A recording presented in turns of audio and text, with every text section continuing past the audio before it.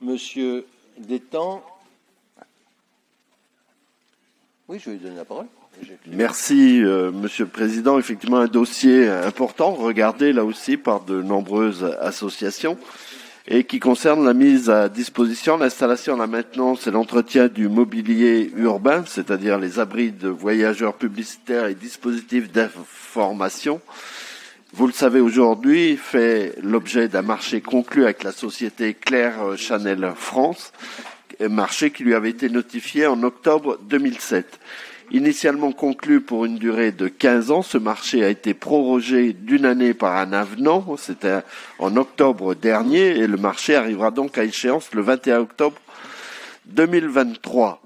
Par ce même avenant, un très bon avenant, je dirais, Dijon Métropole a procédé à l'acquisition à titre gratuit d'une partie du mobilier urbain mis à disposition par Claire Chanel, soit 362 abribus et 160 planimètres, ainsi qu'une redevance d'un montant conséquent. Pour l'exploitation de ces mobiliers urbains, plusieurs modes de gestion s'offrent donc à Dijon Métropole. La régie directe, où la métropole exploiterait elle-même le service avec ses propres moyens et son propre personnel.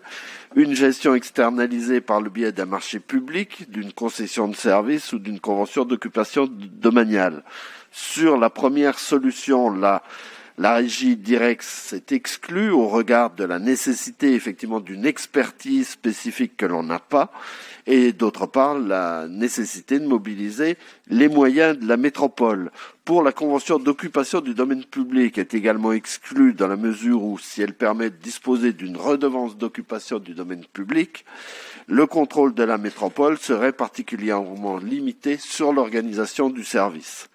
Le marché public, lui, pourrait constituer une continuité avec le mode précédent, mais la réforme de la commande publique tend à considérer que les marchés de mobilier urbain consentis contre une rémunération de la collectivité s'analysent à une concession de service. Et de surcroît, le marché de service impliquerait pour la métropole de Dijon d'assumer un risque lié à l'exécution du service.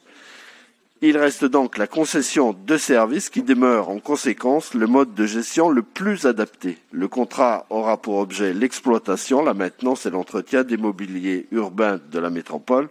Ces prestations seront assurées par le prestataire en contrepartie de la perception de recettes publicitaires tirées de l'exploitation des mobiliers urbains. Le contrat de concession aura pour objet l'entretien, la maintenance, l'exploitation. Il impliquera également la rénovation énergétique des mobiliers urbains et, si besoin, leur remise en état. La liste, vous l'avez vue.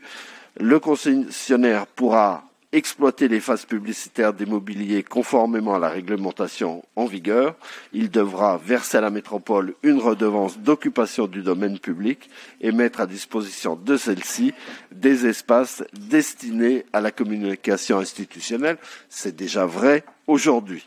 Et la procédure de passation de la concession de service sera menée conformément aux dispositions de l'article L3120-1 et suivant du Code de la commande publique. Voilà pour ce dossier important certes, mais qui est évidemment travaillé avec les services. Merci.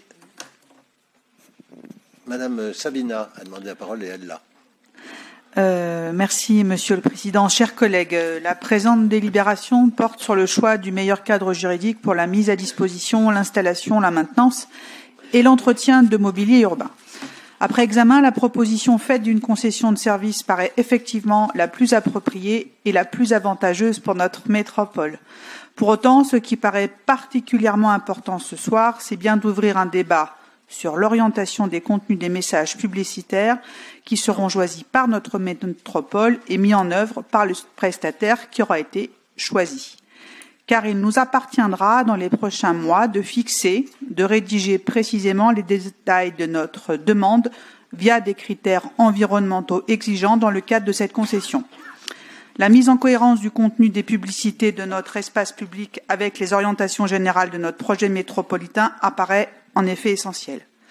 À titre d'exemple, nous ne pouvons pas promouvoir la neutralité carbone sur notre territoire, la sobriété énergétique et promouvoir en même temps l'achat et l'utilisation de véhicules particulièrement énergivores.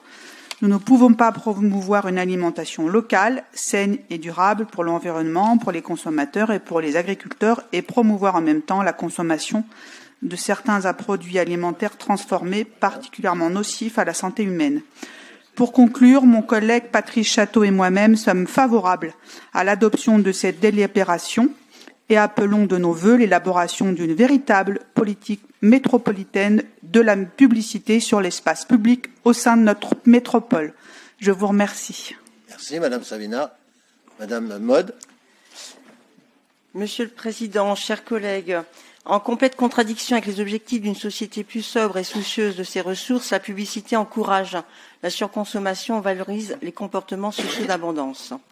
Pour encourager l'évolution vers des modes de vie plus sobres, la métropole devrait contribuer à libérer l'espace public de la publicité, notamment sur les panneaux sucettes et les abris de bus. Depuis 2018, lors de la révision RLPI, les écologistes appellent à l'émergence d'une métropole sans publicité sur le mobilier urbain. C'est pourquoi nous sommes dubitatifs quant à la reconduction d'un contrat de concession de service qui aura pour objet entretien, maintenance et exploitation des mobiliers urbains publicitaires et non publicitaires. Nous regrettons qu'aucune disposition ne soit engagée pour encadrer la publicité. Ainsi, nous proposons qu'une charte multipartenariale soit coécrite avec les parties prenantes, artisans, commerçants locaux, associations environnementales et de consommateurs. Cette charte ayant vocation à définir les différents types de publicité pouvant être acceptés ou pas. D'autre part, afin de maîtriser la quantité et la qualité du contenu publicitaire, la métropole devrait garder la maîtrise de son service. Pour toutes ces raisons, nous voterons contre ce rapport. Merci. Je crois qu'on se comprend vraiment pas. Nous lançons une consultation sur le mobilier urbain qui va dans le sens de la diminution du nombre de phases publicitaires. C'est ça ce que nous faisons à travers cette délibération. Et vous êtes tout de suite à me dire il faut intervenir sur le contenu. Je n'interviens pas sur le contenu. D'abord, vous me direz, vous allez devenir juge de tout ce qu'il y aura sur les panneaux publicitaires dans le monde entier, mais bien du plaisir. En tous les cas, la France est un régime libéral, il va le rester, et tant mieux pour nous quand on voit ce qui se passe ailleurs. Et je voudrais vous dire qu'on a adopté un règlement local de publicité qui est extrêmement strict. Tous les 4x3 ont disparu, etc., etc. Et la consultation qui va être lancée sur le mobilier urbain va dans le sens d'une diminution encore supplémentaire. Et donc, moi, je ne choisis pas les ouvrages à acheter dans une bibliothèque. Alors, vous allez interdire bientôt d'acheter des livres où on prône de manger que des nouilles. Non, ben, c'est quoi cette histoire? C'est pas possible. Moi, je ne suis pas du tout sur cette ligne-là. On verra quand on aura fait la consultation. Vous pourrez vous exprimer sur le fond à ce moment-là. Vous pouvez dire déjà votre souhait. Mais pour le moment, cette délibération, je dis ça parce que vous dites vous votez contre, c'est le recours à une concession de service. Donc, attendez de voir cette concession pour vous exprimer sur le fond. Si vous dites non avant, qu'est-ce que vous voulez qu'on fasse? Voilà. Je suis désolé. J'ai répondu. J'en suis désolé. Sur ce rapport, y a-t-il des oppositions? Y a-t-il des abstentions? 1, 2, 3. Je vais les compter. 1, 2, 3, 4, 5, 6, 7, 8. 8 abstentions. Il en est donc ainsi décidé.